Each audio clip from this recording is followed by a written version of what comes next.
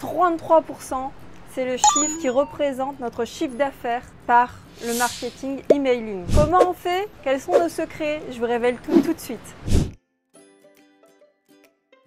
Plus de 40 000 € avec un simple email en 24 heures. C'est le chiffre que l'on fait grâce au marketing emailing pendant une date clé du marketing. Pourquoi il ne faut pas négliger l'emailing? Comment on obtient en moyenne 33% de notre chiffre d'affaires qui provient des emails? Je vais te donner ici 5 grands conseils pour exploser ton chiffre d'affaires grâce au marketing emailing. Bonjour à tous, je suis Laura Mansouri, votre coach business qui vous accompagne jusqu'à la liberté financière.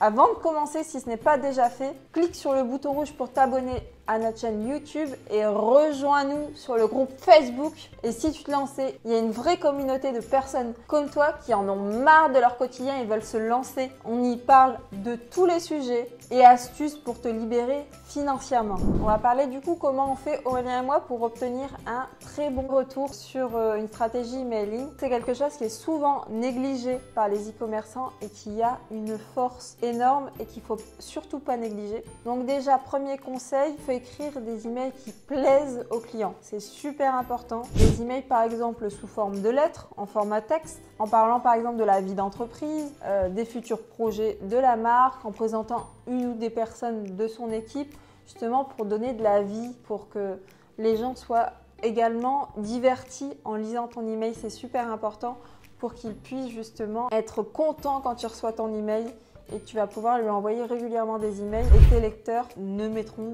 du coup pas ton email en spam. Il y a eu l'email que je vais te montrer ci-dessous du coup à côté. Par exemple, Petit Bateau qui a déjà envoyé un email qui ont donné des conseils justement sur comment donner une seconde vie à un vêtement en montrant comment le recoudre, en montrant comment le détacher. Voilà, ici c'est très simple, ils n'ont pas envoyé par exemple cet email pour vendre, ils ont envoyé cet email pour donner des conseils pratiques justement à leurs lecteurs et c'est super important parce que au moins ils apportent de la valeur ajoutée aux gens et c'est ce que les gens attendent. Ils attendent justement d'être animés, d'être divertis et aussi d'avoir des conseils dans le domaine justement de sa thématique. Tu peux également faire des emails qui plaisent aux gens, faire des emails qui vont parler des problèmes. Donc ça peut être des problèmes rencontrés par l'entreprise et le but en fait c'est d'être authentique vis-à-vis de tes clients, c'est super important. Comme pendant le premier confinement, il n'y avait pas de livraison tous les jours. À un moment donné, ils avaient fait sauter la poste, les livraisons le samedi. Donc ça, il fallait forcément le communiquer dans une newsletter par email pour que les gens soient au courant. Il faut être authentique, il faut être transparent. Les gens aiment justement quand on est honnête avec eux et c'est ça qui fait qu'ils vont quand même être satisfaits malgré qu'il n'y a pas de livraison le samedi, qui seront livrés le lundi par exemple pendant le confinement. Donc en gros, il ne faut pas envoyer des emails pour vendre uniquement, mais il faut aussi envoyer des emails pour rentrer dans la vie des gens en racontant ce qui se passe. Les gens en fait, ils seront ravis d'être tout simplement pris en considération. Il y aura des emails en format commercial, c'est-à-dire format image, où là, tu dois mettre en avant tes dernières nouveautés, les offres telles que les codes promo, la livraison offerte avec tes plus belles photos de ta marque et aussi insérer du texte justement pour présenter les articles et présenter les offres en question. Tu dois raconter quelque chose de concret à ton client, sinon si tu envoies juste une photo du produit et que tu lui dis achète-moi ça, ça ne va pas du tout lui plaire et c'est logique et soit il va passer directement à l'email suivant et faire poubelle, soit il va te mettre en spam et c'est ce qui arrive très souvent. Deuxième conseil du coup, personne n'aime être dérangé sans raison. Donc là, je vais te donner justement quelques conseils pour apporter ta touche d'originalité à tes emails. Donc déjà, tu peux t'appuyer sur des dates marketing en mettant une offre en avant. Comme par exemple, tu peux voir ci-dessous le Slip Français qui a envoyé un email par exemple pour le dernier jour des soldes et il a apporté sa touche d'originalité et d'humour pour plaire à ses lecteurs. Voilà, en fait, dans cet email, à la fin, il a fini par mettre une photo d'un homme qui saute en l'air, qui va à la plage et il écrit « Ô rage, ô désespoir, ô quelle infamie! Les soldes du Slip Français sont bientôt finis, ai-je donc travaillé pour oublier d'en profiter? Que nenni! J'ai jusqu'à demain minuit !» C'est pour apporter sa petite touche d'originalité et ça, on adore. On adore parce que justement, les gens ils en ont marre de lire les mêmes newsletters de toutes les marques et là, il apporte sa touche et du coup, les gens, c'est sûr qu'ils ont cliqué pour aller voir ce qui se passait sur le dernier jour des soldes chez eux et c'est une très bonne idée, c'est ce qu'il faut faire. Parler de l'entreprise, parler des employés, que tu sois transparent avec eux Et c'est comme ça que tu vas réussir à augmenter justement le taux d'ouverture et également le taux de conversion sur tes emails. Tu peux parler des problèmes, mais aussi des succès que ton entreprise rencontre, c'est super important. Si par exemple tu as un site e-commerce qui fonctionne très bien, que tu veux lancer des boutiques sur ta même marque, eh ben, il faut en parler justement, c'est un succès, il faut en parler à tes lecteurs, il faut en parler justement à tous tes emails pour que justement les gens puissent partager justement cette bonne nouvelle avec toute l'équipe, avec l'entreprise. Tu peux également mettre en avant des avis clients. Ça va renforcer justement la preuve sociale de ton entreprise.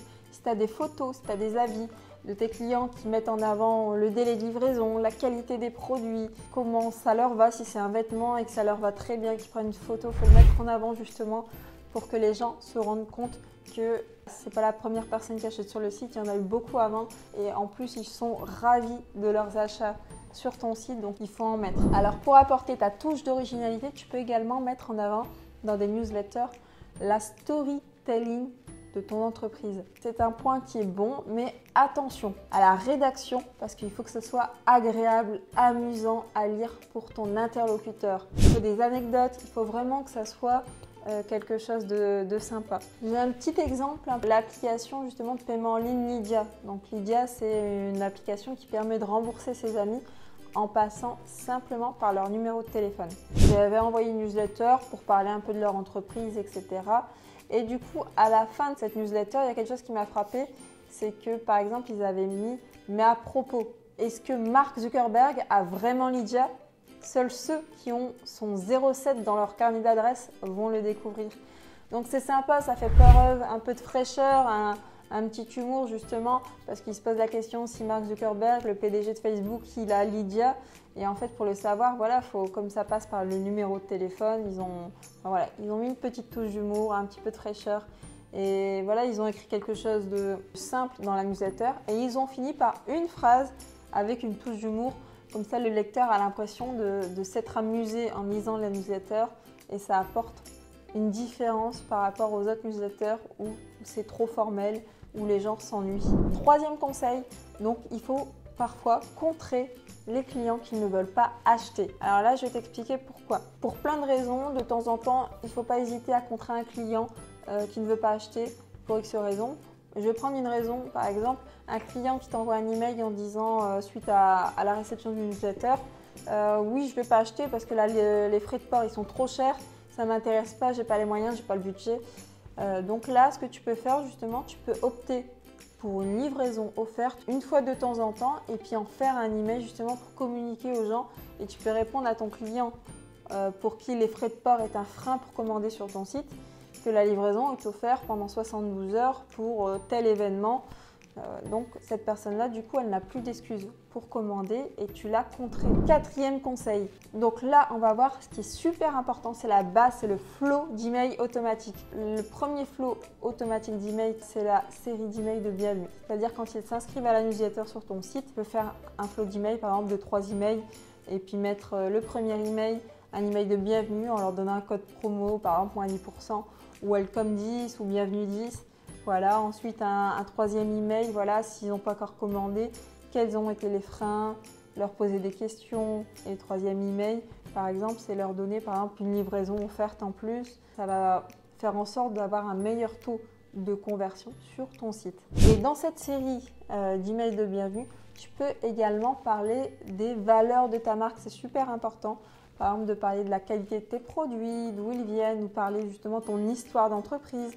C'est très important parce que ça va justement nouer un lien avec la personne qui ne te connaît pas encore, qui vient tout juste de s'inscrire à ta newsletter et ça va créer un lien. C'est ce qui va peut-être faire la différence entre un site qui vend le même produit et toi. Il y a un autre flow d'email automatique qui est obligatoire, c'est les récupérations d'abandon de panier. Donc ça, idem, c'est la base. Il faut envoyer un email en disant ton panier s'ennuie. En deuxième email, pourquoi tu n'as pas commandé? As-tu un problème? Qu'est-ce qui te freine dans le passage de la commande? Troisième email, si tu as résolu son problème, n'hésite pas à passer ta commande. Et enfin, un dernier email pour lui dire, voilà, nous t'avons offert moins 25% sur ta première commande. Cela ne dure que 24 heures. ne perds pas de temps, c'est exceptionnellement pour les nouveaux abonnés à la newsletter et tu l'écris qu'une fois et ensuite c'est envoyé de manière automatique à chaque fois, à chaque nouvelle personne qui s'inscrit à la newsletter, à chaque nouvelle personne qui abandonne son panier sans commander. Et cinquième conseil, je vais te donner justement des conseils pour faire attention aux emails qui tombent en spam. Donc trop souvent, je vois des e-commerçants envoyer des emails en faisant plein d'erreurs et du coup, je pense qu'ils ont un taux d'ouverture très mauvais, que leur adresse email est un peu grillée du coup par Google, etc. Il y a plein de conseils à prendre en compte et je vais te les dire là tout de suite. Si tu écris ton objet en majuscule, tu vas être considéré un peu comme un robot par exemple. Tu peux tomber en spam. Ensuite, évite de mettre 3 petits points dans ton objet. Donc, il faut le mettre un coup de temps en temps. Moi, j'alterne avec 2 petits points pour pas tomber justement en spam. Il faut aussi conserver le même nom d'expéditeur. C'est-à-dire que si tu changes ton nom d'expéditeur tous les 2 jours, le fournisseur de boîte mail, il va se rendre compte justement de ça. C'est calculé sous format d'algorithme et il va se dire cette boîte mail là, elle n'est pas sérieuse, elle change son nom d'expéditeur tout le temps. Ça doit être du spam. À éviter également. Quelque chose que tous les e-commerçants ne font pas et qu'il faut absolument faire, c'est obligatoire. C'est de mettre un lien de désinscription en bas de chaque email, que ce soit un email au format texte, il faut mettre en bas le lien, que ce soit un email au format image, il faut mettre le lien en bas. Les gens, s'ils ne veulent pas recevoir ou plus recevoir d'email de ta part, de ta marque, il faut qu'ils puissent justement se désabonner, c'est obligatoire. Et sinon, tu vas être mis en spam plus facilement également. Alors, il faut utiliser un outil emailing plutôt qu'une adresse email classique. Au lieu de créer justement une adresse email de particulier, il faut utiliser un outil. Nous, par exemple, on utilise Klaviyo avec Shopify et Klaviyo fonctionne très bien, je te le conseille. Ensuite, mettre du texte dans chaque newsletter, c'est super important. Tout le monde ne met pas du texte. Parfois, il y en a qui mettent une grande photo sans texte et ils peuvent cliquer pour atterrir sur le site. C'est pareil, tu vas avoir un moins bon taux d'ouverture et un moins bon taux de conversion et tu vas justement tomber en spam. Éviter également les normes HTML. Il faut bannir en fait le copier-coller. Il faut tout écrire soi-même dans sa newsletter. Parce que le copier-coller, c'est pareil, les algorithmes s'en rendent compte et du coup te mettent un peu un malus sur ta boîte mail en te mettant directement également dans les spams. Ensuite, c'est obligatoire de segmenter ta liste d'emails. C'est-à-dire qu'il faut éviter d'envoyer par exemple de la pub aux clients de moins de 10 jours pour éviter justement qu'ils soient harcelés. Ensuite, les clients Gmail actifs, il faut faire un segment différent pour toute la liste des clients, un segment différent pour les abonnés non Gmail qui sont actifs. Voilà, en fait, le but de segmenter ta liste d'emails en plusieurs listes différentes, en plusieurs catégories en fait de clients ou d'abonnés différents. Il ne faut pas l'envoyer à tout le monde tout le temps. Il faut sélectionner. Et donc, il faut faire une stratégie d'envoi et envoyer à certains segments parfois, à d'autres de temps en temps. Enfin voilà, il faut varier justement les envois et comme ça, tu vas avoir un meilleur taux d'ouverture. Alors voilà pour cette vidéo. Donc, il faut proposer en fait des emails qui plaisent à tes clients avec une pointe d'originalité, c'est super important. Tu dois varier entre le format texte, le format image, surtout respecter certaines règles pour ne pas tomber en spam et griller la boîte mail de ta marque.